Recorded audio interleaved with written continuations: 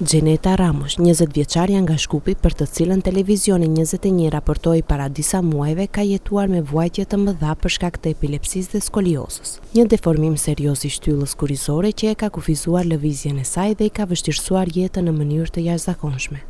Ajo nuk mund të ecë pa ndihmën e dikujt dhe përkujdesia e përditshme i ka mbetur nënës së saj Aidës, e cila me shumë përkushtim e ka mbajtur përgjegjësinë për kujdesin e vajzës.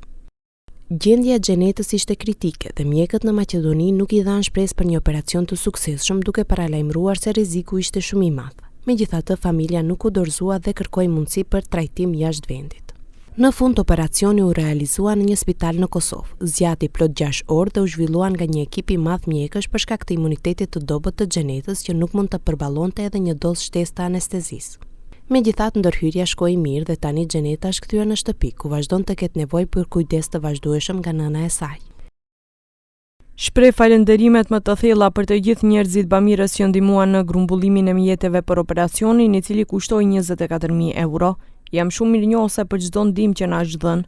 Pa ju nuk do të mund ta kishim bërë këtë hap të madh. Megjithse operacioni është bërë, rruga e rimëkëmbjes është ende e gjatë dhe kërkon shumë përkujdesje dhe mbështetje. Nëna dhe vajza vazhdojnë të shpresojnë për një të ardhme më të mirë dhe që një ditë Gjeneta të mund të ecë vetë, pa ndihmën e dikujt.